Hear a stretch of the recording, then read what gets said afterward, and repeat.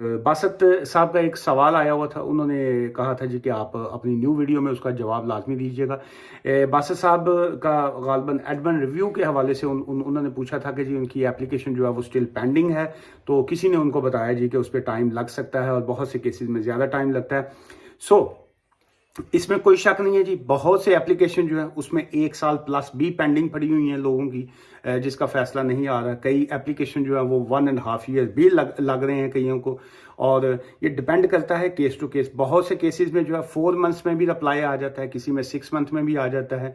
इसलिए ये कहना कि जी कि आपके केस में कोई प्रॉब्लम है तो उस वजह से वो केस का फैसला नहीं आ रहा, ये भी कहना गलत होगा। और ये कहना जी कि किसी आपका किस वजह से वो डिले हो रहा है, क्यों हो रहा है, तो इसलिए किसी केस के बारे में कोई जो है वो जब तक किसी वकील ने आपकी फाइल ना देखी हो तो वो प्रेडिक्ट करना जो है बड़ा मुश्किल होता है। जैसे आपने किसी और दोस्त से, वकील साथी से जो है आपने सवाल करके पूछ लिया, उन्होंने अपना जो एक्सपीरियंस था या जो उनके अपने केसेस का था उन्होंने अपना आइडिया दे दिया, मैं अपना दे रहा हूँ आइडिया। इसलिए ये इस तरह के सवालात जो होते हैं, इस तरह के सवालों का जवाब आप अपनी मर्जी का नहीं ले सकते हैं कि जी को वो उसका हल ये होता है कि आप मेरे पास आना चाहें या दूसरे वकील साहब के पास जाना चाहें, उनको आप अपनी कंसल्टेशन जो फीस होती है वो आप जब पे करेंगे, या बहुत से लोग जो हैं वो फ्री एडवाइस भी कर रहे होते हैं, लेकिन हमारा ऑफिस तो ऑब्वियसली हम लोग कंसल्टेशन की फ़ीस चार्ज करते हैं। आप कंसल्टेशन की फ़ीस पे करेंगे, आप फिर अपने डॉक्यूमेंट्स जो है वो सारे हमें भिजवाएंगे, हम वो सारे डॉक्यूमेंट्स देखने के बाद जो है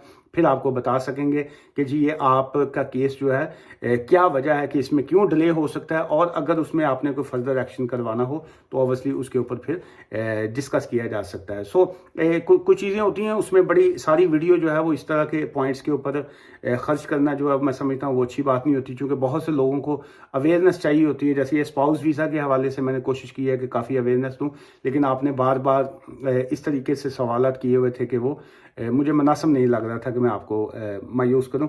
एनीवेज, आज की इस वीडियो से मुझे इजाज़त दीजिए, और मुझसे मिलना चाहें तो हमारा ब्रैडफर्ड में ऑफिस है जी, और अगर आप फ़ोन कंसल्टेशन लेना चाहें तो हमारे नंबर पे टेक्स्ट करके, मैसेज करके, ना कॉल नहीं किया करें, क्योंकि कॉल जो है वो हमने ऑटोमेटिक सिस्टम के ऊपर लगाई होती है।